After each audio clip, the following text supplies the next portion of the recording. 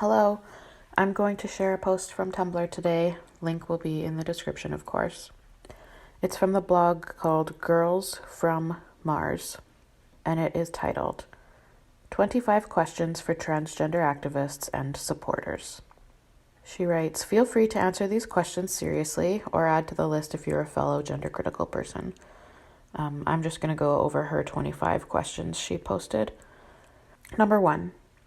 If gender is a social construct, how can one be born as transgender? Being born as transgender implies transgender identity is an innate or biological trait, yet transgenderism can only exist within the societal context of gender. Number 2. If you believe any gender can have either set of genitalia, then how come your genitals cause gender dysphoric feelings in you? Number 3. If you believe any gender can have either set of genitalia, then why is SRS, sex reassignment surgery, called gender-affirming treatment? How can genitalia affirm your gender identity if genitalia are not gendered? Number 4.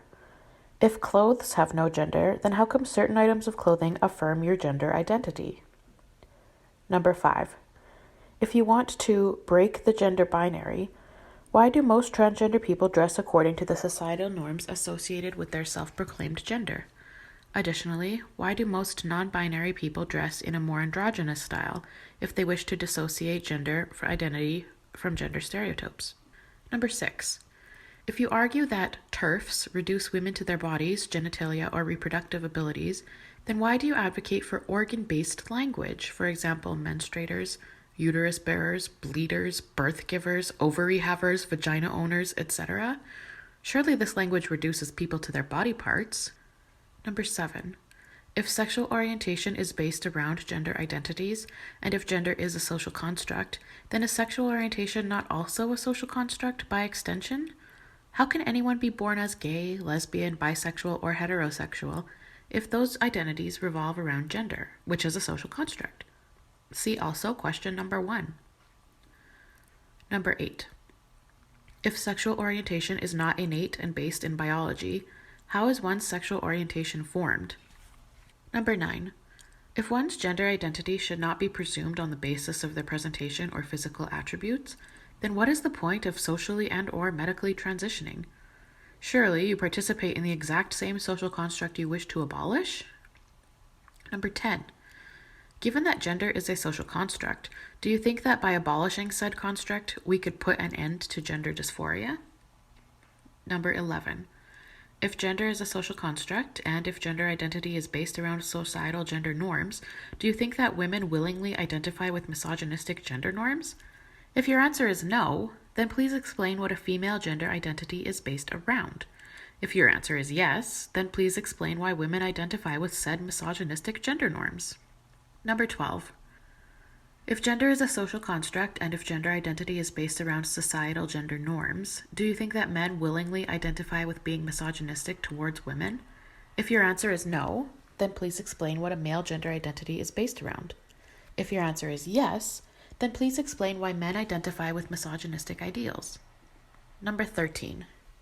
Name 5 famous transgender women, MTF. Now name 10 famous transgender men, FTM.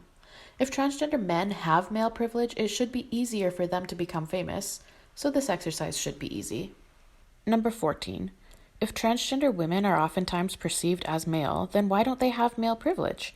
Why is male privilege based on gender identity and not based around how society perceives you? Number 15.